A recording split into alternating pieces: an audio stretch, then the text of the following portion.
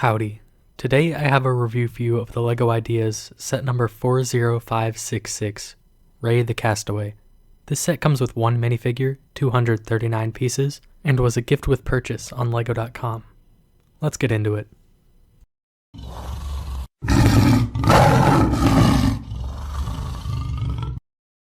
The first and only minifigure in this set is Ray with his Tom Hanks beard and hair from the movie Castaway.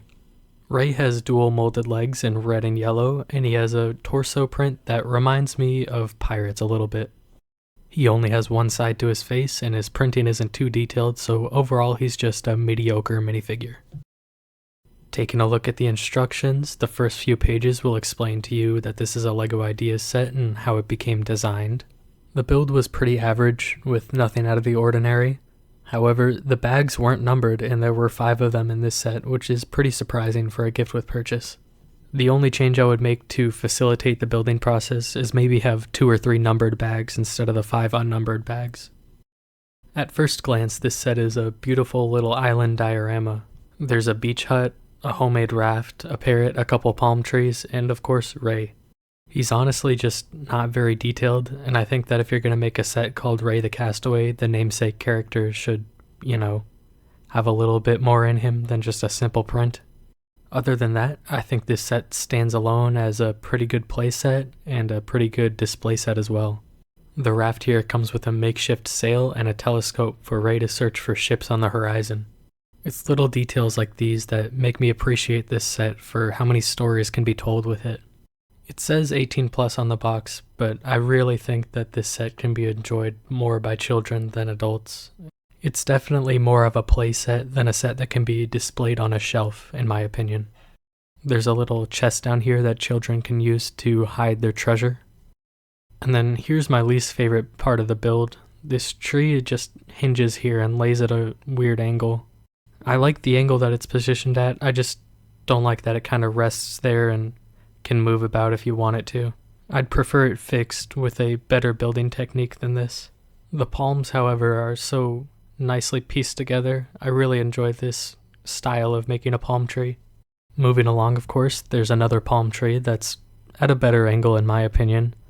And there's also a blue parrot that stands on a pole that can hinge back and forth for some reason. Not sure why that is. The little hut has some nice olive-colored palms on top. There's roughly a 4x4 space for your minifigure to sit inside of it or even lay down. Over here we have Ray's fishing pole, so we know that he's not violently starving to death. And finally there's a crab right down here for the last animal. I guess there's a starfish in the sea. What's really cool is this SOS sign made with what I assume to be trash from the sea. Hopefully a plane flies overhead and sees that just in time to save Ray. It's good that he thought of that because his fire pit doesn't have any smoke coming out of it. Back to Ray's hut, it's kind of plain and I don't really enjoy that about it. The original fan design had a much smaller building that looked a lot better on display, but of course wouldn't function as a playset.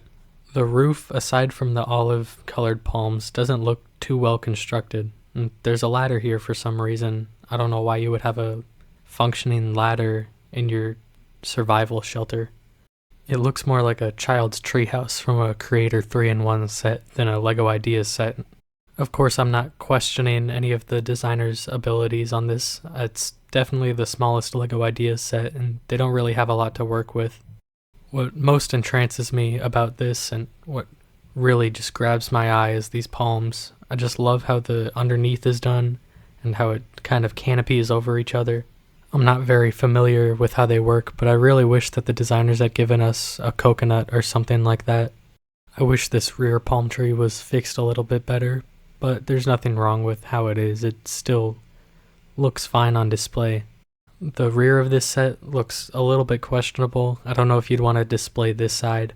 And what I don't like about it is that it can't be pushed up against the wall because the rear palm tree is actually coming out further than that part. It's a little under 2 inches or 5 centimeters away from the wall, so I guess that LEGO idea never crossed their mind.